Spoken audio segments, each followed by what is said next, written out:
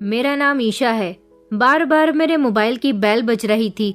Screen पर show होने वाले नंबर को देखकर मेरे माथे पर बल पड़ गए थे। ये लड़का जैसे मेरी जिंदगी दुश्वार करने की जिद पर अड़ गया था। मैंने हाथ में पड़े न्यूज़पेपर को टेबल पर रखा और टेबल पर से मोबाइल को उठा लिया था। मन तो कर रहा था कि उसका नंबर ही ब्लॉक कर दूं, लेकिन मैं देखना चाहती थी कि अब वो मुझसे और क्या कहना चाहता था। मैंने कॉल रिसीव करते ही कहा कि आखिर क्या परेशानी है तुम्हें? तुम अच्छी तरह जानते हो इस समय मैं अपने घर पर सब लोगों के साथ मौजूद हूँ। क्यों बार बार मुझे कॉल किए जा रहे हो? मेरे सख्त शब्दों पर दूसरी तरफ से अचानक खामोशी छा गई थी। वो धीरे से कहने लगा कि तुम्हारे पास तो मेरे लिए टाइम ही नहीं है, फिर किस समय बात करूं तुमसे? मैंने कहा कि आखिर ऐसी भी क्या जरूरी बात है? जल्दी कहो, मुझे कुछ जरूरी काम है। कुछ नहीं, बस मैं तुमसे मिलना चाहता हूँ। मुझे तुम्हें एक जरूरी खबर देनी है। उसकी बात सुनकर मेरे होठों पर एक शातिराना मुस्कुराहट आ गई थी। मैंने कहा, देखो मुकुल, मुझे तुमसे मिलने में कोई दिलचस्पी नहीं है और ना ही मेरे पास तुमसे मिलने का टाइम है। मेरे अंदाज पर वो खुद पर काबू नहीं रख सका था और कॉल पर ही गुस्सा करने लगा।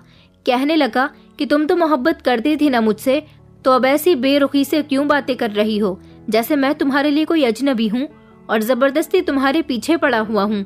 उसकी आवाज में दुख और मायूसी छाई हुई थी। मैंने एक गहरी सांस ली और कहा कि देखो मुकुल, इसे पीछे पड़ना ही कहते हैं। जब मैं तुम्हें साफ साफ कह चुकी हूँ कि अब मैं तुमसे कोई रिश्ता नहीं रखना चाहती। मैं अपनी जिंदगी में बहुत खुश हूँ और तुम्हें भी अपनी जिंदगी में खुश रहना चाहिए। वो कहने लगा कि तुम जो मुझसे मोहब्बत के दावे करती थी और मेरे बिना तुमसे रहा भी नहीं जाता था, उस सब का क्या वो सब धोखा था? तुम मुझे बेवकूफ बना रही थी। मैंने तुम्हारी खातिर क्या नहीं किया? तुम्हारी हर ख्वाहिश पूरी की है। तुमने जिस समय मुझसे जैसा करने के लिए कहा, मैंने वैसा ही किया।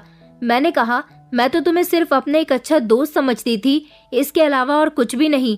आज के बाद मुझे फोन मत करना। मैंने उसकी कॉल कट कर दी थी। वो समझ गया था कि अब मैं उससे बात नहीं करना चाहती और आइंदा मुझे तंग करने की जरूरत वो नहीं करेगा। मेरे दिल में एक सुकून उतर गया था। मेरी जिंदगी में मुकुल का रास्ता अब पूरी तरह से बंद हो गया था। मैं एक मिडिल क्लास फैमिली से बिलोंग करती थी और आप लोग तो अच्छी तरह से जानते हैं कि मिडिल क्लास लोग अपनी ख्वाहिशों को पूरी करने के लिए कितनी बड़ी परेशानियों का सामना करते हैं।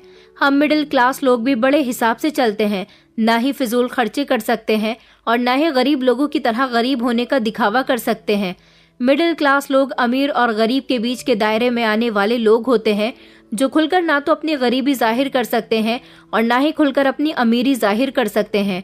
मेरा कोई भाई नहीं था। हम 2 बहनें थी और दोनों ही बहनें अपने मम्मी पापा की लाडली थीं।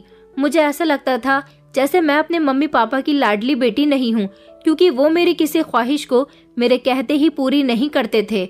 अगर मुझे उनसे अपनी कोई डिमांड पूरी करवानी होती तो बार बार उनसे रिक्वेस्ट करनी पड़ती थी और रिक्वेस्ट करने की मेरी बिल्कुल भी आदत नहीं थी।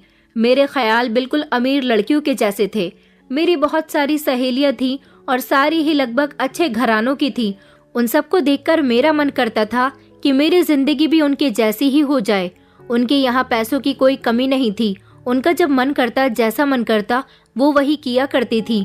मगर मैं एक ऐसी लड़की थी जो अपनी मर्जी से घर से बाहर भी नहीं निकल सकती थी। घर से बाहर निकलने के लिए भी मुझे अपने माता पिता की परमिशन की जरूरत होती थी। मैं अपनी जिंदगी खुलकर जीना चाहती थी। आजकल की लड़कियों के पास मोबाइल था, मुझे मोबाइल की जरूरत थी, इसलिए मैंने पापा से मोबाइल की जिद कर ली थी। पापा मुझे मोबाइल नहीं दिलवा रहे थे। मम्मी का कहना था कि हमारे समाज में जवान लड़कियां मोबाइल का गलत इस्तेमाल कर रही हैं। तुम्हारी शादी हो जाएगी तो तुम्हारा पति तुम्हें मोबाइल दिलवा देगा। मैंने कहा था कि नहीं, मुझे तो मोबाइल चाहिए। मेरी छोटी बहन ऐसी कोई जिद नहीं करती थी। मम्मी पापा कहते थे कि तुम घर की बड़ी बेटी हो, तुम्हें घर के माहौल को सुधारना चाहिए, बल्कि तुम खुद छोटे बच्चों की तरह जिद करती रहती हो। अब मैं उन्हें क्या बताती कि मेरी बहुत सारी ख्वाहिशें थी। मेरे लाख जिद करने के बावजूद भी पापा ने मुझे मोबाइल दिलवाकर नहीं दिया था। पापा का कहना था कि अपनी पढ़ाई पर ध्यान दो। उस समय मैं मास्टर्स कर रही थी और मेरी छोटी बहन बीए कर रही थी। मेरी छोटी बहन बहुत शांत स्वभाव की थी। उससे तो बात करके भी मुझे ऐसा लगता था जैसे मैं बोर हो गई हूँ। मेरी अपनी बहन के साथ ज्यादा अच्छी बॉन्डिंग नहीं थी। अक्सर मैंने अपनी फ्रेंड्स को देखा था जिनके बॉयफ्रेंड्स भी थे। वो अपने बॉयफ्रेंड से फोन पर बातें भी किया करती थी।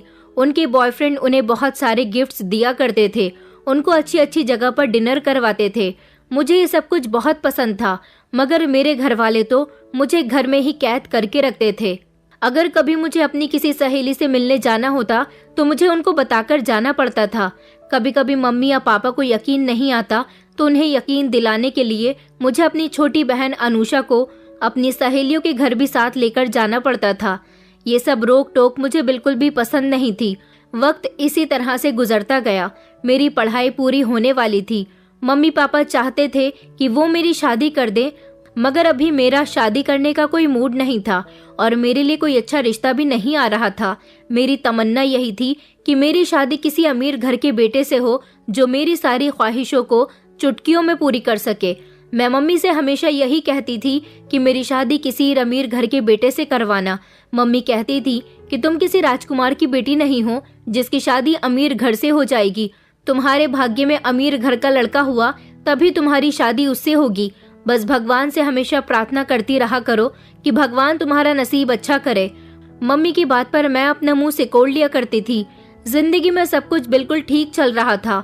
मेरी मोबाइल की जिद पापा से लगातार जारी थी। मुझे उम्मीद थी कि पापा ज्यादा जिद करने पर एक न एक दिन मुझे मोबाइल दिलवा ही देंगे, मगर वो दिन नहीं आ सका। मेरे पापा एक ट्रक ड्राइवर थे जो दिन और रातों को भी ट्रक चलाया करते थे। एक दिन मेरे पापा हंसी खुशी अपने काम के लिए घर से निकले थे, लेकिन ट्रक चलाते समय उस दिन उनकी मौत हो गई। हम लोग तो उस समय घर में मौजूद थे जब फोन की घंटी बजी। मम्मी ने अपना मोबाइल उठाया और जैसे ही कॉल रिसीव की तो मम्मी की एक जोरदार चीख निकल गई थी, क्योंकि किसी ने मम्मी को पापा के एक्सीडेंट की खबर दे दी थी। मम्मी बुरी तरह से रो रही थी। हम दोनों बहनें उनको तसल्ली देने की कोशिश कर रहे थे और बार बार पूछ रहे थे कि क्या हुआ मम्मी। मम्मी तो बस लगातार रोए जा रही थी। थोड़ा वक्त गुजरने के बाद घर के दरवाजे पर एम्बुलेंस आकर रुकी। हम लोग घबरा गए। मेरी मम्मी कहने लगी कि ये तुम्हारे पापा हैं। हमें तो विश्वास ही नहीं हो रहा था कि हमारे पापा, जो खुशी खुशी आज सुबह सवेरे घर से बाहर अपने रोज का काम करने के लिए निकले थे, अब उनकी लाश घर में आ रही थी। मेरे पापा के ट्रक का एक्सीडेंट हो गया था। एक्सीडेंट इतना खतरनाक था कि पापा को बहुत गहरी चोट आई थी और वो मौके पर ही दम तोड़ गए थे। पापा की मौत हम लोगों के लिए बहुत दुखदायक साबित हुई थी। पापा बहुत मेहनत से काम किया करते थे और हमारी ख्वाहिशों को पूरी किया करते थे। पापा के जाने के बाद मम्मी तो जैसे बेजान हो गई थी। मेरी मम्मी जो बहुत सुंदर थी और उन्हीं की सुंदरता हम दोनों बहनों को भी मिली थी। हम दोनों बहनें भी पापा के जाने से बहुत उदास थे। पापा के मरने के बाद मम्मी बीमार रहने लगी थी, क्योंकि वो पापा से बहुत मोहब्बत करती थी। वक्त इसी तरह से गुजरता जा रहा था, लेकिन अब धीरे धीरे हमारे घर में परेशानियां आने लगी थी। पापा जो अकेले ही कमाने वाले थे वो तो अब जा चुके थे। अब कुछ भी करके हमें ही इस घर को संभालना था। आखिर ऐसा कब तक चलता। हादसे के दौरान पुलिस को पापा की जेब से उनका मोबाइल मिला था। वो मोबाइल घर में इसी तरह पड़ा हुआ था। मैंने फैसला किया था कि मैं नौकरी करूंगी और अपने घर वालों का गुजारा करूंगी। मेरी छोटी बहन तो घर के कामकाज करती रहती थी। घर के कामकाज करने का मुझे वैसे भी कोई शौक नहीं था और ना ही मैं घर में बैठ सकती थी। पापा के जाने का मैंने पूरी तरह से फायदा उठाया था, क्योंकि एक पापा ही थे जिनकी मैं बात मानती थी और अब तो मम्मी भी मुझसे कुछ नहीं कहती थी। मैंने नौकरी करनी शुरू कर दी। घर में पैसे आने लगे तो मम्मी का इलाज भी होने लगा था। मैंने एक फैक्ट्री में अकाउंटेंट की नौकरी करना शुरू कर दी थी। मैं वहां से देर से घर वापस आती थी। मम्मी ने मुझे पापा का मोबाइल दे दिया था और कहा था कि तुम अब घर देर से आने लगी हो, इसलिए मुझे तुम्हारी फिक्र रहती है। वक्त इसी तरह से गुजरता जा रहा था। पापा का गम भी हम लोगों के दिल से निकल गया था। अब मेरी शादी की भी कोई चर्चा नहीं होती थी, लेकिन अब मुझे फुल आजादी मिल गई थी, क्योंकि पापा मुझ पर ध्यान देने के लिए रहे नहीं थे और मम्मी अब मुझ पर कोई ध्यान नहीं देती थी। इसलिए अब मेरा जो मन करता है मैं वो किया करती थी। जब मैं शुरू में जॉब पर लगी थी तब वो लोग मेरी छुट्टी देर से करते थे, मगर अब मेरी छुट्टी शाम के 5 बजे तक हो जाती थी और उसके बाद मैं अपनी दोस्तों के साथ एंजॉय किया करती थी। अब मेरे पास पैसे भी रहते थे और मेरा जो मन करता मैं वो करने लगी थी। मैं रात को 9 बजे तक घर के अंदर दाखिल होती और मम्मी को बताया करती थी कि काम ज्यादा था इसलिए देर हो गई। मम्मी अब मुझसे कुछ नहीं कहती थी। मुझे अब अपनी जिंदगी बहुत अच्छी लगने लगी थी, क्योंकि अब मैंने लड़कों से भी दोस्ती करना शुरू कर दी थी। लड़कों से दोस्ती करना मुझे बहुत अच्छा लगने लगा था। मेरे पास मोबाइल था, मैंने पापा का सिम निकालकर घर पर रख दिया था और उसमें एक नया सिम कार्ड लेकर डाल लिया था। मैं रात को लड़कों से फोन पर भी बातें किया करती थी। मेरी खूबसूरती की वजह से लड़के मुझ पर अपनी जान वारते थे। जैसा मैं उनसे कहती वो वैसा ही कर लिया करते थे, मगर मैं हर लड़की के साथ सिर्फ दोस्ती रखती थी। मेरे दिल में किसी के लिए भी मोहब्बत कायम नहीं हुई थी। मुझे तो बस टाइम पास करना अच्छा लगता था। लेकिन इसके साथ ही कुछ ऐसे अमीर घर के लड़के भी थे जो मेरी मोहब्बत के जाल में फंस गए थे और मोहब्बत के चक्कर में मुझ पर हजारों रुपए खर्च किया करते थे। मेरा जितने पैसों का मन करता मैं उनसे ले लिया करती थी और वो लोग मुझे महंगे महंगे गिफ्ट्स भी दिया करते थे। ऐसे गिफ्ट्स लेकर जब मैं घर आती तो मम्मी और मेरी बहन हैरान रह जाती थी। वो कहती थी कि तुम अपनी सैलरी से अपने लिए इतने महंगे महंगे गिफ्ट्स क्यों लेकर आती हो। मैं उनसे कहती थी कि मेरी सैलरी बढ़ गई है। मम्मी हमेशा मुझे डांटती थी कि तुम्हें फिजूल खर्च करने की कोई जरूरत नहीं है, मगर मैं अब उनकी बातों को इग्नोर कर दिया करती थी, क्योंकि वो ये बात अच्छे से जानती थी कि अगर मैंने नौकरी करना छोड़ दिया तो हमारा गुजारा कैसे होगा। मेरी लाइफ अब बहुत अच्छी गुजर रही थी। हर लड़का मेरी जरूरत पूरी कर रहा था। अब मुझे शादी करने की भी चिंता नहीं थी, क्योंकि मेरे सारे शौक पूरे हो जाते थे। जैसे जैसे मेरा मतलब इन लड़कों से खत्म हो जाता था, मैं इनको छोड़ दिया करती थी या फिर अपना मोबाइल नंबर चेंज कर देती थी। मैंने किसी भी लड़के को अपना एड्रेस नहीं बताया था और ना ही कोई भी लड़का मेरे बारे में ज्यादा जानता था। बस मैं उसके साथ बातचीत करती, 2-3 डेट करती, उनसे अपनी पसंद की गिफ्ट्स लेती, थोड़ी बहुत बातचीत करती और फिर उन्हें छोड़ दिया करती थी। एक दिन जब मैं घर वापस आई तो मैंने देखा कि घर में कुछ मेहमान बैठे हुए थे। जैसे ही मैं घर के अंदर दाखिल हुई, मम्मी कहने लगी कि बेटा कहाँ रह गई थी। उन्होंने मुस्कुराते हुए कहा कि ये है मेरी बड़ी बेटी ईशा। उन्होंने मुझे देखकर कहा, बेटा तुम्हारा मोबाइल कहाँ है? मैं कब से तुम्हें फोन लगा रही हूँ। मैंने कहा, मम्मी मुझे देर हो गई थी। मैंने मम्मी से इशारे से कहा कि ये लोग कौन है। मम्मी कहने लगी कि मेरे साथ कमरे में आओ। मम्मी मुझे अपने साथ दूसरे कमरे में ले गईं और कहने लगी कि किचन में से चाय लेकर कमरे के अंदर आ जाओ, ये लड़के वाले हैं, तुम्हें देखने के लिए आए हैं। तुम्हारी बहुत ख्वाहिश थी ना कि तुम्हारी शादी किसी अमीर लड़के से हो। समझो अब तुम्हारी किस्मत बदलने वाली है। ये लोग बहुत अमीर हैं। लड़के की सिर्फ 2 बहनें हैं और दोनों ही बहनें शादीशुदा हैं। लड़का अकेला ही अपनी सारी दौलत का हकदार है। मैंने कहा, आप किस लड़के की बात कर रही हो? वही लड़का जो बाहर बैठा हुआ है। मम्मी कहने लगी कि हाँ बेटा। मम्मी की बात पर मैं जोर जोर से हंसने लगी। मैंने कहा, मगर मुझे वो लड़का बिल्कुल भी पसंद नहीं है। आपने उसका रंग देखा है? मेरे साथ खड़े होकर तो उसकी और मेरी जोड़ी भी अच्छी नहीं लगेगी। मुझे उसके साथ शादी नहीं करनी। आप इस रिश्ते से अभी और इसी समय इनकार कर दीजिए। माँ कहने लगी कि जैसा मैंने तुमसे कहा है वैसा ही करो। देखो, हम जैसे लोगों को ऐसे रिश्ते बड़ी मुश्किल से मिलते हैं। ये तो तुम्हारी खुशनसीबी है कि तुम्हारे घर खुद चलकर ये लड़कियां अपने इतने अमीर भाई का रिश्ता लेकर आई हैं। ये तुम्हें अपनी भाभी बनाना चाहती हैं। ये रिश्ता हमारी पड़ोसन लेकर आई है। तुम्हारी खूबसूरती के चर्चे तो पूरे मोहल्ले में है। वैसे भी लड़के को कुछ नहीं चाहिए, उसे सिर्फ खूबसूरत पत्नी की जरूरत है। मैंने मम्मी से इनकार कर दिया था। उस समय तो मम्मी की डांट पर मैं उन लोगों के सामने चाय लेकर चली गई थी और उन्होंने मुझे पसंद कर लिया था, मगर मुझे वो लड़का पसंद नहीं आया था। वो भले ही एक बिजनेसमैन था, मगर मुझसे उम्र में बहुत बड़ा था। उसकी और मेरी उम्र में पूरे 10 साल का फर्क था। मम्मी ने कहा था कि अगर तुमने मेरी बात नहीं मानी तो अच्छा नहीं होगा। मैं अभी अपनी जिंदगी को और अच्छे तरीके से गुजारना चाहती थी, लेकिन मम्मी मुझे शादी के बंधन में बांध देना चाहती थी। मुझे बहुत अच्छे से पता था कि शादीशुदा लड़कियों को भी बहुत सारी रोक टोक का शिकार होना पड़ता है, लेकिन अमीर घर के लड़के ऐसे नहीं होते। उनकी सोच बहुत अलग होती है। एक तरह से मैं चाहूँ तो ये शादी कर भी सकती हूँ, क्योंकि मुझे लड़का पसंद नहीं तो क्या हुआ, शादी के बाद मैं उसकी दौलत पर ऐश करूंगी। इसलिए मैंने मम्मी के कहने के मुताबिक इस लड़के से शादी कर ली थी और फिर मैं इसके बड़े से बंगले की मालकिन बन गई थी। शादी के कुछ दिनों बाद ही इनकी दोनों बहनें अपनी ससुराल चली गईं। मेरा पति काम पर चला जाता था और मैं घर में अकेली रह जाती थी। शादी के बाद ज्यादा दौलत मिलने से और अच्छा ऐशो आराम मिलने से मैं और भी ज्यादा खूबसूरत हो गई थी। मेरे पति ने जिम्मेदारी उठाई थी कि वो मेरी माँ और बहन का ख्याल रखेंगे। हर महीने उनको उनकी जरूरत के मुताबिक पैसे देते रहा करेंगे। ऐसा वो हमदर्दी के तौर पर कर रहे थे।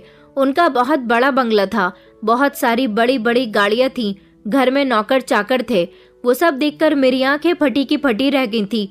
ऐसा ऐश मैंने अपनी पूरी जिंदगी में कभी नहीं देखा था। शादी से पहले मैंने हर लड़के से फॉर्मेलिटी निभाने के लिए ही रिश्ते रखे थे, मगर शादी के बाद मुझे अपने पति के साथ रहना बिल्कुल भी पसंद नहीं था। मेरा पति एक सिंपल सा इंसान था जिसने शादी की पहली रात ही मुझसे अपनी मोहब्बत का इजहार कर दिया था। उनका कहना था कि पहली नजर में तुम्हें देखते ही मैं तुम्हारी खूबसूरती का दीवाना हो गया था। मैं तुमसे बहुत मोहब्बत करने लगा हूँ। मेरी शादी भले ही ज्यादा उम्र में हो रही है, मगर मैं तुम्हें हर खुशी दूंगा। तुम मेरे साथ मेरी बनकर रहना। मैंने भी उनको भरोसा दिलाया था कि मैं भी आपसे मोहब्बत करने लगी हूँ, लेकिन ऐसा सिर्फ उनको जाहिर करवाने के लिए था। मोहब्बत तो मैं किसी से भी नहीं करती थी। मेरे पति जल्दी जल्दी अपने बिजनेस के सिलसिले में आउट ऑफ कंट्री जाते रहते थे। अभी भी मेरी हवस पूरी नहीं हो रही थी। शादी के बाद मैंने दोबारा से लड़कों से कांटेक्ट करना शुरू कर दिया। कुछ ऐसे लड़के जो मेरी खूबसूरती की तारीफ किया करते थे, मैं उनकी मजबूरी का फायदा उठाया करती थी और मैंने किसी को भी ये नहीं बताया था कि मेरी शादी हो चुकी है। अपने पति के आउट ऑफ कंट्री जाते ही मैं लड़कों से मिलने के लिए चली जाती थी, लेकिन अब मेरे पास सब कुछ था। अब मैं वक्त गुजारने के लिए और अपनी शारीरिक इच्छा पूरी करने के लिए ही लड़कों के करीब जाती थी। मुझे अपना पति बिल्कुल भी पसंद नहीं था। मैं उसे अपने करीब नहीं आने देती थी। मेरे पति मेरे सारे नखरे उठाया करता था, मेरी हर ख्वाहिश पूरी करता था, हमेशा मुझे खुश रखने की कोशिश करता था, लेकिन मैं उसके सामने ऐसे ही जाहिर करती थी जैसे मैं उससे हमेशा नाराज रहती हूँ। वो मेरी खूबसूरती का दीवाना हो गया था। शादी के बाद मेरी नज़दीकियाँ लड़कों से इतनी ज़्यादा बढ़ गई थी जिनके बारे में अगर मेरे पति को पता चल जाता तो उसका दिल टूट जाना था। मगर मैंने अपने पति से और उन लड़कों से अपने बारे में सारी हकीकत को छुपाकर रखा हुआ था। हर लड़का मेरी ख्वाहिश पूरी करने के लिए सब कुछ कर गुजरता था। मेरी तारीफ में लड़के जमीन आसमान एक कर दिया करते थे और मेरी तारीफ करने वाले लड़के मुझे बहुत पसंद आते थे। इसी दौरान मेरी मुलाकात एक मुकुल नाम के लड़के से हुई थी जो बहुत अमीर था। वो मुझे एक रेस्टोरेंट में मिला था। जब मैं अपनी फ्रेंड्स के साथ रेस्टोरेंट से बाहर निकल रही थी, मेरी उसके साथ टक्कर हो गई थी। उसको मैं पहली नजर में ही भाग गई थी। वो मेरी एक फ्रेंड का दोस्त था। उसने मेरे दोस्त के साथ बातचीत की और कुछ दिनों के बाद उसने मेरी सारी इन्फॉर्मेशन निकलवा ली थी। वो मेरी मोहब्बत में दीवाना हो गया था। मैंने भी उसकी हर एक बात को मान लिया। इतनी आसानी से नहीं, क्योंकि पहले मैंने उसे अपने से दूर रखकर खुद के लिए तरसाया था। फिर जब कुछ दिनों बाद वो पूरी तरह से मेरा दीवाना हो गया, तब मैं भी उससे मिलने लगी थी। वो पहले मेरा दोस्त बना और उसके बाद उसने मुझे प्रपोज कर दिया। वो मुझे बहुत सारे गिफ्ट्स दिया करता था। अभी मेरी शादी को 7 महीने हुए थे। मुझे पता चला कि मैं माँ बनने वाली हूँ। जब ये खबर मेरे पति को भी पता लग गई तो उन्होंने मेरा घर से निकलना बंद करवा दिया था। बस वो मुझे मेरा ख्याल रखने के लिए कहते थे। वो आने वाले बच्चे के लिए इतने सीरियस थे कि वो अब ज्यादातर घर में ही रहने लगे थे और मुझे 1 मिनट के लिए भी अकेला नहीं छोड़ते थे। मैं अपने पति से बहुत तंग आ गई थी। इन पूरे 9 महीने मेरी मुकुल से भी कोई बात नहीं हुई थी। मुकुल मेरे लिए बेचैन हो गया था। 9 महीने पूरे होने के बाद मैंने एक बेटे को जन्म दिया और फिर मेरा पति बच्चे की खातिर अब ज्यादातर समय घर में ही देने लगा था। उन्होंने ऑफिस जाना छोड़ दिया था। अब वो ज्यादातर काम अपने नौकरों से करवाते थे। वैसे तो घर में बच्चा संभालने के लिए नौकरानी भी थी, लेकिन फिर भी मेरे पति को अपने बेटे को अपनी नजरों के सामने रखना होता था। मगर मैं इस तरह घर में नहीं बैठ सकती थी। मेरा अपने पति के साथ गुजारा नहीं हो रहा था। इधर मुकुल था कि बार बार मुझे कॉल और मैसेजेस कर रहा था। काफी लंबे समय से मैंने उसको सहारे पर रखा हुआ था कि मेरे घर में कुछ प्रॉब्लम हो गई है, जिसकी वजह से ना तो मैं तुमसे मिल सकती हूँ और ना ही बात कर सकती हूँ। उस दौरान मेरे पति घर में थे। मैं चोरी चुपके मुकुल से फोन पर बात करती रहती थी। मुझे एक दिन तो ऐसा भी शक हुआ था कि मेरे पति ने मुझे मुकुल से बात करते हुए देख लिया है, लेकिन मेरे पति का मूड पूरी तरह से ठीक था। अगर वो मुकुल से मुझे बात करते हुए देख लेते तो जरूर उनका कोई ना कोई गलत रिएक्शन होता। कई महीने गुजर गए थे मुझे मुकुल से मुलाकात किए हुए। वो बार बार मुझसे मुलाकात करने की डिमांड कर रहा था। फिर एक दिन तंग आकर मैं बड़ी मुश्किल से घर से बाहर निकली और मुकुल से मिलने के लिए चली गई थी। मेरी उससे मुलाकात रेस्टोरेंट में हुई थी। उसने मेरी खुशी की खातिर रेस्टोरेंट में डेकोरेशन करवाई थी। मेरा बहुत अच्छे से वेलकम किया था और तो और म्यूजिक सिस्टम भी बज रहा था और उसने गाने के थ्रू मुझे शादी के लिए प्रपोज कर दिया। उसकी ये हरकत मुझे बिल्कुल भी पसंद नहीं आई थी। पहले मैं उससे शादी कैसे कर सकती थी, वो सब लोगों के सामने मुझे शादी करने के लिए कह रहा था। कहने लगा कि मैं अपनी मोहब्बत को शादी के बंधन में बांधना चाहता हूँ, लेकिन इतने लोगों के सामने मैं उसे कोई भी जवाब नहीं दे पा रही थी। मैं बहुत नर्वस हो रही थी और वो मेरे जवाब का इंतजार कर रहा था। घुटने रखकर जमीन पर बैठा हुआ, हाथ में अंगूठी लिए, विल यू मैरी मी के शब्द उसकी जबान पर थे। मेरी कुछ समझ नहीं आ रहा था कि मैं क्या करूं। फिर मैंने उसकी अंगूठी उसके हाथ से लेकर झट से जमीन पर फेंक दी और अपना पर्स उठाकर रेस्टोरेंट से बाहर निकल आई थी। वो मेरे पीछे चलता हुआ आया और कहने लगा कि तुम्हें क्या हो गया है? हम दोनों एक दूसरे से बहुत मोहब्बत करते हैं। मैं तुमसे शादी करना चाहता हूँ। काफी समय से मैं तुमसे दूर हूँ। तुम कहो तो मैं तुम्हारे घर अपने पेरेंट्स को भेजने के लिए भी तैयार हूँ। लेकिन मैंने उससे इनकार कर दिया। मैंने कहा कि मुझे नहीं पता था कि तुम मेरे साथ इतनी घटिया हरकत करोगे। वो मेरा हाथ पकड़कर मुझे रोकने की कोशिश कर रहा था, मुझे अपनी मोहब्बत के वास्ते दे रहा था, मगर मैंने उसको बोल दिया था कि मुझे तुम्हारी कोई बात नहीं सुननी। मैं तुमसे मोहब्बत नहीं करती। मुझे क्या पता था कि तुम हम दोनों की दोस्ती को मोहब्बत का नाम दे दोगे। वो कहने लगा, क्या तुम मुझसे मोहब्बत नहीं करती थी? मैंने कहा कि नहीं, मैंने तुम्हें सिर्फ अपने एक अच्छा दोस्त माना है और मैं वही मानती रहूंगी। मैंने उसकी एक न सुनी और अपनी गाड़ी में बैठकर घर चली आई थी। उसके बाद कई दिनों तक लगातार वो मुझसे फोन करता रहा, मुझसे रिक्वेस्ट करता रहा कि तुम मुझसे बात कर लो, मुझसे मिलने आ जाओ, मगर मैंने उसकी एक न सुनी। उसके बाद फिर मैंने एक लड़का और फंसाया और फिर कई दिनों तक मैंने उसके साथ संबंध रखे। मैं उसके साथ फोन पर बातें करती, उससे मिलने के लिए जाती। मैं अपने मायके जाने के बहाने से घर से निकल जाती थी। मेरे पति को यही लगता कि मैं मायके गई हुई हूँ, मगर मुझे नहीं पता था कि मेरे पति को मुझ पर शक हो गया है। धीरे धीरे वो मुझ पर नजर रखने लगा। वक्त गुजरता गया। मेरा बेटा 1 साल का हो चुका था। मेरे पास इतनी भी फुर्सत नहीं होती थी कि मैं अपने बेटे को अपने साथ लेकर जाया करूं। मेरे बेटे का ख्याल तो पूरी तरह से नौकरानी ही रखती थी। एक दिन मैं नहाने के लिए गई हुई थी। जब अचानक मैं बाथरूम से बाहर निकली तो मैंने देखा कि मेरे पति के हाथ में मेरा मोबाइल था। मैं उनके पास गई और मैंने अपना मोबाइल उनके हाथ से छीन लिया। मैंने कहा, अभिषेक, ये क्या हरकत है? मेरा मोबाइल आपके पास क्या कर रहा है? तो वो कहने लगे कि कुछ नहीं, बस किसी अनिल नाम के लड़के की कॉल आ रही थी, वो तुमसे बात करने का कह रहा है।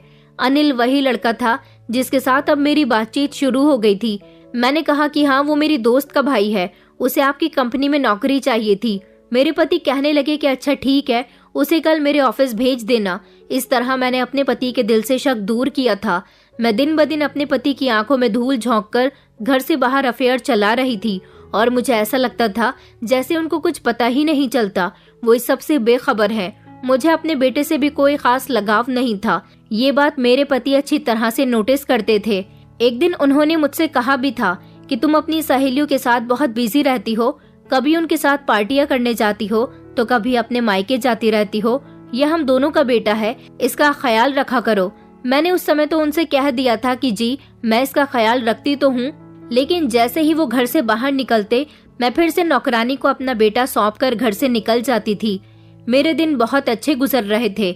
शादी से पहले ना तो कभी मेरे मम्मी पापा को मेरी करतूतों के बारे में पता चला था और ना ही शादी के बाद मेरे पति को कुछ भी पता चल सका था। मेरा पति एक ऐसा इंसान था जिसका रुपया पैसा भी मैं आसानी से उड़ाती रहती थी। उसके भरोसे का मैं गलत फायदा उठाती थी। कभी मुझे यह एहसास ही नहीं हुआ था कि वो एक मर्द है और मर्द की बर्दाश्त जब जवाब दे जाती है तब उसकी बर्दाश्त एक अंगारा बनकर उसके दिल से निकलने लगती है। काफी समय इसी तरह से गुजर गया था। एक दिन मेरे पति ने कहा कि अब हमारा बेटा 2 साल का हो गया, वैसे भी उसका ख्याल तो केयर टेकर ही रखती है, तुम एक काम करो, मेरा ऑफिस ज्वाइन कर लो, हम दोनों मिलकर काम किया करेंगे। मैंने अपने पति से मना भी किया था, मगर वो कहने लगे कि तुम अच्छी खासी पढ़ी लिखी लड़की हो, मेरे बाद मेरा सब कुछ तुम्हारा ही तो है। मैं चाहता हूँ कि तुम्हें मेरे बिजनेस का एक्सपीरियंस होना चाहिए। मुझे उनकी बात माननी पड़ गई थी, इसीलिए मैंने उनके साथ ऑफिस जाना शुरू कर दिया था। लेकिन कुछ दिनों के लिए वो आउट ऑफ कंट्री चले गए थे, इसलिए अपनी कंपनी का सारा बोझ वो मुझ पर डाल गए थे। अब मुझे इतनी फुर्सत नहीं मिलती थी कि अब मैं किसी भी लड़के से बात करूं। अब अगर किसी लड़के का मेरे पास फोन आता तो मुझे कॉल्स को भी इग्नोर करना पड़ता था, क्योंकि मेरे पति ने अपनी सेक्रेटरी को मेरी सेक्रेटरी बना दिया था, जो कि मुझ पर ऑफिस में होते हुए कड़ी नजर रखती थी और ऑफिस की एक एक खबर मेरे पति को दिया करती थी।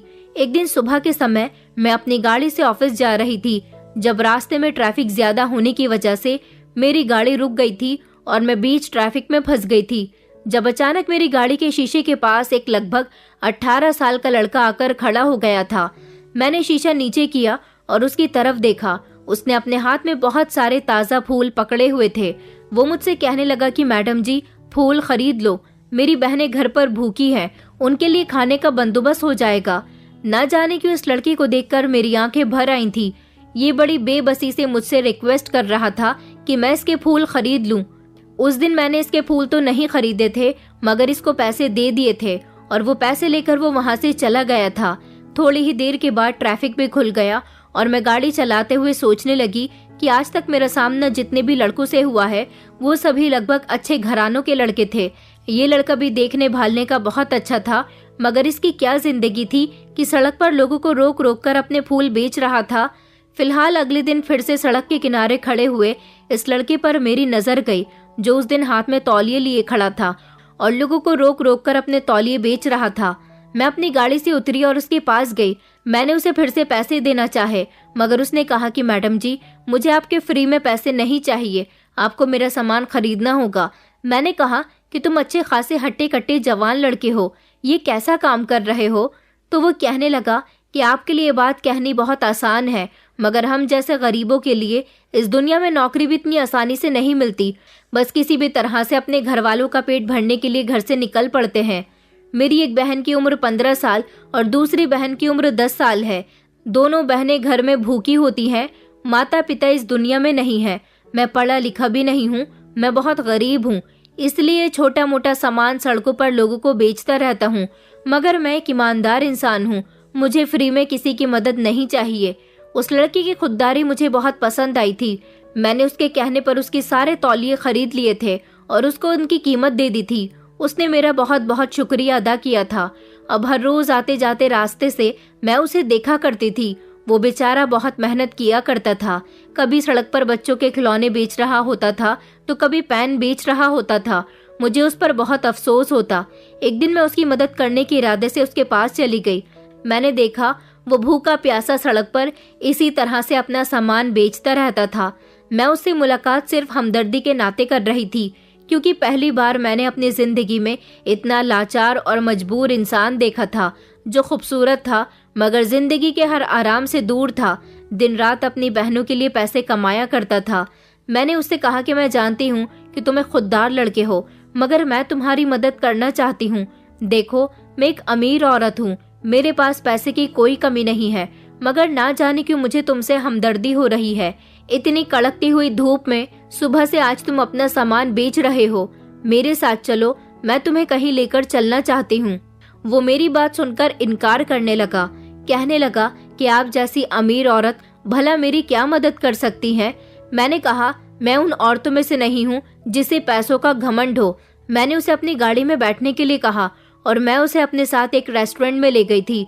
मैंने उसे पेट भरकर खाना खिलाया और कुछ खाना उसकी बहनों के लिए भी पैक करवा दिया था। मैंने अक्सर देखा था कि वो रात को पैदल चलकर अपने घर जाता था। उसने बातों ही बातों में मुझे अपना घर हमारे ही शहर से दूर एक छोटे से गांव में बताया था। मैं उसे आधे रास्ते तक अपनी गाड़ी से ड्रॉप कर दिया करती थी। कुछ ही दिनों बाद मेरे पति भी वापस आ गए थे। हम दोनों अपनी अपनी गाड़ी से अलग अलग टाइमिंग पर ऑफिस के लिए निकलते थे, क्योंकि मेरे पति सुबह सवेरे जल्दी उठते थे जबकि मैं देर से उठती थी। और फिर रास्ते में हर रोज मैं उस लड़के से मिलती हुई जाती थी। उसका नाम सोहन था। सोहन से हमदर्दी करते करते मैं उसके साथ काफी अच्छी तरह से अटैच हो गई थी। शायद ऐसा इसलिए था क्योंकि मेरा कोई भाई नहीं था। मैं एक मिडिल क्लास घर की होते हुए भी शादी से पहले ऐसा सोचती थी कि मेरे माता पिता मेरी किसी ख्वाहिश को पूरा नहीं करते। मैं अपने आप को एक गरीब लड़की समझती थी, मगर मैंने देखा कि मुझसे भी गरीब इस दुनिया में पड़े हुए हैं जो अपनी ख्वाहिशों को पूरा करने के लिए क्या कुछ नहीं करते। मैं सोहन को रास्ते में अगर देख लेती तो उसे बाजार तक ड्रॉप कर दिया करती थी, क्योंकि मैंने उसे कहा था कि तुम अपना सामान सड़क पर आने जाने वाले लोगों को मत बेचा करो, बल्कि बाजार जाकर वहां सामान बेचा करो, वहां तुम्हारी अच्छी सेल होगी। जिस दिन मैं ऑफिस से जल्दी फ्री हो जाती तो उसे खाना खिलवा दिया करती थी। मेरी उसके साथ एक अलग ही अटैचमेंट हो गई थी। उसको पैसे भी देती रहती थी। वो एक पहला ऐसा इंसान था जिसको मैंने दिल से अपना भाई माना था, और उसको मैंने ये भी बता दिया था कि मैं शादीशुदा हूँ, मगर मैंने सोहन के बारे में किसी को नहीं बताया था। सोहन से मेरी बातचीत लगभग 3 महीने से हो रही थी। 3 महीने तक उसके लिए मुझसे जितना हो सका मैंने किया था। वो मेरी मदद नहीं लेना चाहता था, मगर फिर भी मैं उसकी मदद किया करती थी। एक दिन मैं सोहन को बाजार ड्रॉप कर रही थी जब सामने से ही मेरे पति की गाड़ी आ गई और मेरे पति ने सोहन को मेरे साथ गाड़ी में बैठा हुआ देख लिया। मुझे लगा कि मेरे पति घर आने के बाद मुझसे सोहन के बारे में कोई सवाल जवाब करेंगे, मगर उन्होंने मुझसे कोई भी सवाल नहीं किया था। लेकिन अब मैं देख रही थी कि मेरे पति मेरे साथ बहुत दूरी बनाने लगे थे, एक ऐसी दूरी जैसी मैंने कभी भी नहीं देखी थी। अब ना तो वो मुझसे किसी तरह की कोई बात करते थे और घर में भी होते तो मुझे इग्नोर करते रहते थे। वक्त इसी तरह से गुजरता जा रहा था। शायद सोहन की दुख भरी कहानी सुनकर मेरा दिल पिघल गया था। सोहन ने मुझे बताया था कि उसके माता पिता की मौत बड़ी ही दर्दनाक हुई थी। जब वो 5 साल का था, उसके पिता पर बहुत ज्यादा कर्जा हो गया था। उसके पिता के पास कर्जा चुकाने के लिए पैसे नहीं थे, जिसके चलते उन्होंने आत्महत्या कर ली थी और पिता के गम में उसकी माँ भी इस दुनिया से चल बसी थी। उसके बाद सोहन ने बड़ी मुश्किल से अपना और अपनी बहनों का ख्याल रखा था। बस यही सब सोचकर मैं हमेशा उसकी मदद करती रहती थी कि क्यों वो बेचारा इतना गरीब है। एक दिन मैं घर में मौजूद थी जब मैंने अपने पति को किसी से फोन पर बातें करते हुए सुना। मेरे पति बातें करते हुए कह रहे थे कि उसका काम तमाम हो गया, अच्छी बात है, तुम्हें पेमेंट मिल जाएगी, बस अब मेरा रास्ता साफ हो चुका है। काफी समय से मैं इस तकलीफ को झेल रहा था। ये कहकर मेरे पति ने फोन बंद कर दिया, मगर जैसे ही उन्होंने पलटकर देखा, मैं उनके बिल्कुल पीछे खड़ी हुई थी। मैंने कहा, आप किसके काम तमाम की बात कर रहे थे? मेरे पति घबरा गए और कहने लगे कि कुछ नहीं, बस था कोई जिसने कई सालों से मेरी जिंदगी को तबाह करके रखा हुआ है। अब शायद मेरी जिंदगी में सुकून आ जाएगा। मैं अपने पति की बात को नहीं समझी थी। अगले दिन जब मैं रास्ते से गुजरी तो मैंने देखा कि मुझे सोहन कहीं भी नजर नहीं आया था। मैं सोहन को तलाश करती रही, मगर 2-3 दिन गुजर गए थे। सोहन मुझे कहीं नहीं मिल रहा था। मैं बहुत परेशान हो गई थी कि आखिर सोहन कहाँ चला गया। ऐसा तो कभी नहीं हुआ था कि वो गायब हो जाए। मैं बहुत परेशान रहने लगी थी। कई बार मेरे पति ने मुझसे मेरी परेशानी की वजह पूछी थी, मगर मैंने उनको कुछ नहीं बताया था। एक दिन मैंने सोचा कि क्यों ना मैं सोहन के घर जाकर उसे तलाश करूं। मुझे अच्छी तरह से याद था, सोहन मेरे साथ काफी सारी बातें करने लगा था। सोहन ने मुझे बातों ही बातों में अपने गांव का एड्रेस दिया था। मैं उसके गांव चली गई। जैसे ही उसके घर के बाहर मैंने गाड़ी रोकी तो एक अजीब सी हैवानियत ने मेरा स्वागत किया था। उसका छोटा सा घर जो बहुत पुराने टाइप का बना हुआ था, घर के अंदर कदम रखते ही चारों तरफ अंधेरा ही अंधेरा नजर आ रहा था। मेरे कदमों की आहट सुनकर एक छोटी सी लड़की दरवाजे तक आई थी और उसने दीदी दीदी कहकर आवाज लगाई। फिर एक और लड़की निकल कर आई। मैं पहचान गई थी कि ये दोनों ही सोहन की बहनें हैं। इन दोनों को देखकर बड़ा ही अजीब लग रहा था, क्योंकि इन दोनों के चेहरे पर खुशहाली नहीं थी। दोनों की आंखें मोटी मोटी हो रही थी। ऐसा लग रहा था कि जैसे न जाने कब से ये दोनों रो रही हैं। मेरी बड़ी सी गाड़ी देखकर और मेरा गेटअप देखकर वो दोनों समझ गई थी कि मैं कोई अमीर घर की औरत हूँ। वो कहने लगी कि आप कौन? मैंने कहा, मुझे सोहन से मिलना है, वो कई दिनों से दिखाई नहीं दे रहा। मेरी इस बात पर दोनों की आंखों में आंसू आ गए। सोहन की बड़ी बहन कहने लगी कि आपको नहीं पता कि भैया इस दुनिया से चले गए? उसके मुंह से ये शब्द सुनकर तो मैं चौंक गई थी। एक पल को तो मुझे विश्वास ही नहीं हुआ। फिर वो कहने लगी कि जी, मैं सच कह रही हूँ, भैया की मौत हो गई है। मैंने कहा, मगर वो तो बिल्कुल ठीक ठाक था, उसे ऐसा भी क्या हो गया? उसने बताया कि पता नहीं कौन मेरे भैया का दुश्मन था। उस दिन भी रोज की तरह खुशी खुशी वो घर से निकले थे, लेकिन शाम को उनकी लाश घर वापस आई। हमारे भैया अपनी मौत नहीं मरे, बल्कि उनको मारा गया है, क्योंकि उनके सीने पर गोलियां थी। उनको भैया के दोस्त ही यहाँ पर लेकर आए थे। हम गरीब लोग हैं, हम तो पुलिस में जाकर शिकायत भी नहीं कर सकते। मैंने कहा, आखिर किसने सोहन को मारा? उसकी तो किसी से दुश्मनी भी नहीं थी, मैं उसको बहुत अच्छी तरह से जानती हूँ। वो कहने लगी कि आप कौन हो? आप वही अमीर मैडम जी तो नहीं जिनके बारे में अक्सर भैया बहुत तारीफ किया करते थे और कहते थे कि वो मेरी बहुत मदद करती हैं। वो तो भैया को होटल का खाना खिलाने के बाद हम दोनों बहनों के लिए भी खाना दिया करती थी। मैंने कहा कि हाँ, मैं वही हूँ। तुम लोगों ने जानने की कोशिश नहीं की कि सोहन की मौत कैसे हुई? वो कहने लगी कि नहीं, हमने कुछ भी जानने की कोशिश नहीं की, क्योंकि हम भला क्या कर सकते हैं। मेरा तो भैया के अलावा इस दुनिया में कोई भी नहीं था, और अब तो भैया भी हमसे मुंह मोड़ गए। उस दिन मेरी आंखों में पहली बार आंसू आए थे और मैं सोहन की मौत पर बहुत रोई थी। उसकी बहनों को बताया कि मैंने सोहन को अपना छोटा भाई मान लिया था, तभी मुझे उससे इतनी हमदर्दी थी। मगर तुम लोग फिक्र मत करो, मैं उसके कातिल का पता लगा कर रहूंगी। मैं वहां से रोती हुई आ गई थी। उसकी बहनों की बेबसी मुझसे देखी नहीं जा रही थी। वो बेचारी घर में भूखी प्यासी थी, अब उनका कोई सहारा नहीं था। मैं घर आई और फूट फूट कर रोने लगी थी। जब मुझे मेरे पति ने रोते हुए देखा और कहने लगे कि क्या हुआ, क्यों रो रही हो, मैंने अपने पति को कुछ नहीं बताया और झट से अपने आंसू साफ कर लिए। मेरे पति कहने लगे, अरे रोना बंद मत करो, आज तो तुम रो सकती हो। आखिरकार आज तुमने अपनी सबसे कीमती चीज जो खोई है। अपने पति की बात सुनकर मेरे होश उड़ गए थे। मैंने चौंक कर उनकी तरफ देखा। मैंने कहा कि आपका क्या मतलब है? तो वो कहने लगे कि हाँ, मुझे लगता है आज तुम्हें अपने आशिक के मरने की खबर मिल गई है। मैं तो एक ही झटके से खड़ी हो गई थी और अपने पति को चौंक कर देखने लगी। मैंने कहा, कौन सा आशिक, कैसा आशिक, ये आप क्या कह रहे हो? मेरे पति मेरे करीब आए और मुझे झंझोड़ कर कहने लगे कि मैं तुमसे कितनी मोहब्बत करता था। तुमने सारी जिंदगी मेरे भरोसे का मान तोड़ा। तुम उस मामूली से लड़के के लिए मुझे धोखा दे रही थी। मैंने कहा, आप ये क्या कह रहे हो? मुझे कुछ समझ नहीं आ रहा। कौन सा मामूली सा लड़का?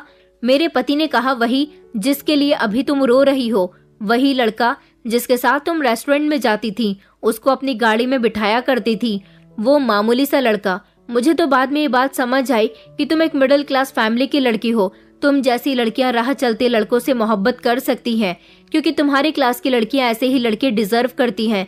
मुझ जैसे अमीर लड़के से तुम्हारी शादी हो गई तो तुम्हें वो खुशी नहीं मिली जो तुम्हें तुम्हारे पुराने आशिक के साथ मिल रही थी, इसलिए तुमने शादी के बाद भी उससे रिश्ता कायम रखना शुरू कर दिया। अब मुझे अपने पति की बात समझ आई थी कि वो बात को किस डायरेक्शन में लेकर जा रहे थे। वो सोहन की बात कर रहे थे। मैंने अपने पति को झटका देकर पीछे किया और कहा, आप जिस लड़की की बात कर रहे हो उसको मैं अपना भाई मानती थी। वो एक गरीब लड़का है और आपको उसके बारे में ये सब कैसे पता? मेरे पति कहने लगे, क्योंकि मुझे तुम पर काफी समय से शक था। मैंने तुम्हारे मोबाइल पर लड़के की कॉल आते हुए देखी थी और एक बार तो मैंने तुम्हें बात करते हुए भी देखा था। मुझे तुम पर शक तो काफी समय से था, लेकिन जब तुमने मेरे बेटे पर भी ध्यान नहीं दिया और ना जाने तुम कहाँ कहाँ जाती रहती हो, तब मेरा शक यकीन में बदल गया था। इसलिए मैंने तुम पर नजर रखने के लिए एक डिटेक्टिव हायर किया। मैंने सोच लिया था कि अगर मुझे पता चला कि तुम्हारा किसी लड़के के साथ अफेयर है तो सबसे पहले मैं उसे मरवा दूंगा, उसके बाद मैं तुम्हारा हिसाब करूंगा।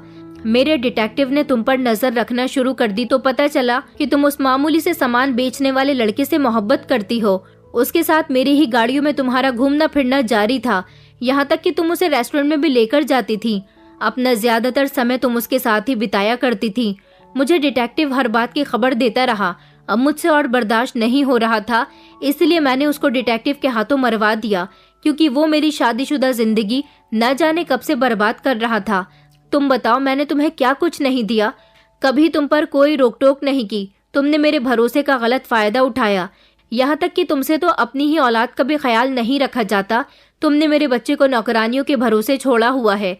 ये सब मैं कैसे बर्दाश्त कर सकता था? अपने पति की बात सुनकर मैंने तो अपना सर ही पकड़ लिया था। मैंने कहा कि आप गलत समझ रहे हो। मैं जानती हूँ कि मेरी गलती है।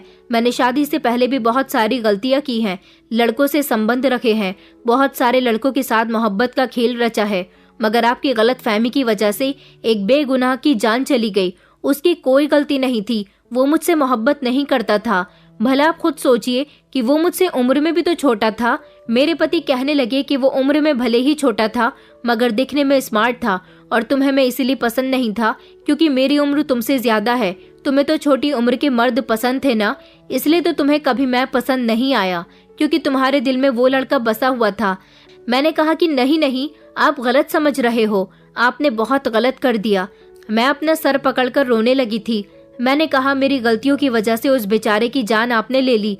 मेरे पति कहने लगे कि मैं तुमसे मोहब्बत करता हूँ, मैं तुम्हारी जान नहीं ले सकता, मगर मैं तुम्हें कहीं मुंह दिखाने लायक भी नहीं छोड़ूंगा, क्योंकि तुमने मेरा भरोसा तोड़ा है, तुमने मुझे धोखा दिया है। मैंने अपने पति के पैर पकड़ लिए और कहने लगी कि मुझे माफ कर दीजिए, मुझसे बहुत बड़ी गलती हो गई, क्योंकि सारी जिंदगी मैंने आपको धोखा दिया।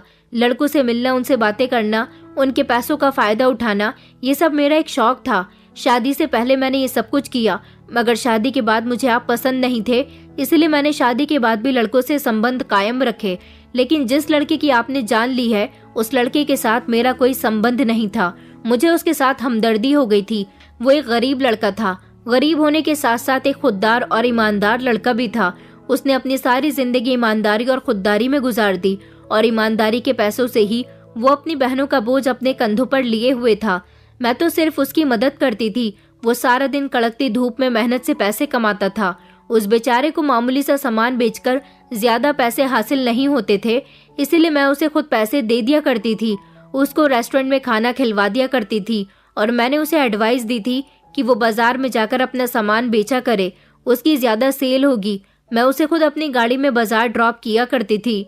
मेरे पति कहने लगे, मैंने तुम्हें खुद उसके साथ तुम्हारी गाड़ी में देखा था। मैंने कहा कि हाँ, लेकिन मैं उसे ड्रॉप कर रही थी। मेरा उसके साथ कोई अफेयर नहीं चल रहा था। वो बेचारा एक गरीब लड़का था। उसके माता पिता का साया भी उस पर नहीं था, बल्कि उसकी 2 छोटी छोटी बहनें हैं। उन दोनों का क्या होगा अपने भाई के बिना? वो कैसे इतनी लंबी जिंदगी गुजारेंगी? आपको अगर यकीन नहीं आता तो आप उसके गांव जाकर उसकी बहनों से बात कर सकते हो, उनसे मिल सकते हो। मैं कसम खाती हूँ कि मैंने भले ही बहुत सारी गलतियां की हैं, बहुत सारे लड़कों के साथ मेरे अफेयर रहे हैं, मगर उस लड़की के साथ मेरा कोई गलत रिश्ता नहीं था। मैं उसे अपना छोटा भाई समझने लगी थी। मैं अपने पति को पूरी बात बताने के बाद जमीन में बैठकर रोने लगी थी। मुझे रोता हुआ देखकर मेरे पति को एहसास हो गया था कि मैं सच कह रही हूँ। मेरे पति कहने लगे, क्या सच में तुम्हारा उस लड़के के साथ अफेयर नहीं था? मैंने कहा, उसके साथ नहीं था, लेकिन मैंने आपको जो कुछ भी बताया है वो सच है। मेरी वजह से आप गलतफहमी का शिकार हुए हो, मुझे माफ कर दीजिए। आपकी पत्नी होते हुए भी मैंने अपनी ख्वाहिशों को पूरा करने के लिए ना जाने कितने लड़कों से संबंध रखा। सोहन की मौत आपकी वजह से नहीं हुई, बल्कि मेरी वजह से हुई है। अगर आपके दिल में मेरे लिए नफरत पैदा न होती तो शायद ऐसा नहीं होता। मेरे पति बहुत शर्मिंदा हो रहे थे और फिर उन्होंने अपने कुछ आदमियों को भेजकर सच का पता लगवाया। तो सच वही था जो मैंने उनको बताया था। सोहन और मेरे बीच ऐसा कुछ भी नहीं था, जिसको जानकर मेरे पति ने डिटेक्टिव के जरिए उसकी जान ले ली थी। मेरे पति को शर्मिंदगी का एहसास हुआ था। मुझे भी अपनी गलतियों का एहसास हुआ था जो मैंने शुरू से लेकर अब तक की थी। भले ही सोहन मेरा कुछ नहीं लगता था, लेकिन मैंने दिल ही दिल में उसको अपना भाई मान लिया था। उसके साथ मेरा एक अजीब सा रिश्ता था। उसकी मौत ने मुझे अंदर से तोड़कर रख दिया था। मुझे इतना बेबस और लाचार कर दिया था कि मैंने खुद को बदलने की पूरी कोशिश की थी। मैंने जिन लड़कों के साथ टाइम पास किया था, उनमें से कुछ ऐसे थे जो मुझसे सच्ची मोहब्बत करने लगे थे। शायद मेरे दिल को उनकी आह लगी थी, तभी तो मेरा दिल सोहन की मौत के बाद सुकून नहीं पा रहा था। मेरे पति ने जो कुछ भी किया वो अपना घर बचाने के लिए और मुझे सबक सिखाने के लिए किया था। उनको लगता था कि मेरी जिंदगी में कोई दूसरा मर्द है और वो मर्द सोहन है, इसलिए उन्होंने सोहन को ही रास्ते से हटाना मेरी जिंदगी से ज्यादा बेहतर समझा। उनके दिल में शक भी तो मेरी वजह से ही पड़ा था। न मैं ऐसे काम करती, न मेरा पति इतना बड़ा कदम उठाता। मेरे पति और मैं सोहन की मौत के बाद शर्मिंदा रहने लगे थे। मैंने अपनी सारी गलतियों की माफी अपने पति से मांग ली थी और उनसे कहा था कि अब आप मुझे जो सजा देना चाहें वो दे सकते हो। मेरे पति और मेरे बीच की गलतियों में बेचारा सोहन मारा गया था और अपनी गलतियों को सुधारने के लिए मेरे पति सोहन के घर चले गए और वो वहां जाकर उसकी दोनों बहनों को अपने घर ले आए थे। उन दोनों लड़कियों को देखकर मेरी आंखों में आंसू आ गए थे और जो कुछ भी हुआ था वो सब कुछ हमने सोहन की दोनों बहनों को बता दिया था। वो बहुत ज्यादा रोई थी और हम दोनों को अपने भाई का कातिल समझ रही थी। मेरे पति और मैंने उनसे बहुत माफी मांगी थी और काफी समय तक हमने उनको अपने घर में रखा था। मैंने और मेरे पति ने उनकी परवरिश की और फिर धीरे धीरे वो अपने भाई की मौत को भूल गई। मेरा बेटा भी उन दोनों को अपनी बहन कहता है और वो दोनों मेरे लिए मेरी बेटियों की तरह हैं। मैंने उनकी परवरिश में कोई कमी नहीं छोड़ी। मेरे पति और मैं आज तक एक दूसरे से बात नहीं करते, मगर मैंने अपने पति के दिल में दोबारा से अपनी वही इज्जत लाने की भरपूर कोशिश की। फिर एक वक्त ऐसा आया जब मेरे पति ने मुझे मेरी सारी गलतियां माफ करने के बाद एक्सेप्ट कर लिया था। इस बात को 17 साल गुजर गए। सोहन की बहनें जवान हो चुकी हैं और उनकी शादियां भी मैं अच्छे परिवारों में करने जा रही हूँ। आप लोगों से रिक्वेस्ट है कि उनके अच्छे भाग्य के लिए प्रार्थना कीजिए। कभी कभी हम बात की गहराई तक नहीं पहुँचते, बस हमारी आंखों के सामने जो होता है उस पर विश्वास कर लेते हैं। मेरे पति ने भी कुछ ऐसा ही किया था। मेरी गलतियां माफ करने लायक तो नहीं थी, मगर सोहन की मौत ने मुझे मेरी गलतियों का एहसास दिला दिया था। मैं आज भी उसको याद करती हूँ और उसकी आत्मा की शांति के लिए प्रार्थना करती हूँ। दोस्तों, उम्मीद करती हूँ आपको हमारी कहानी पसंद आई होगी। कहानी पसंद आई है तो वीडियो को लाइक करें, चैनल पर नए हैं तो चैनल को सब्सक्राइब करें और हाँ, नोटिफिकेशन बेल को जरूर दबाएं ताकि अगली अपडेट सबसे पहले आपको मिले।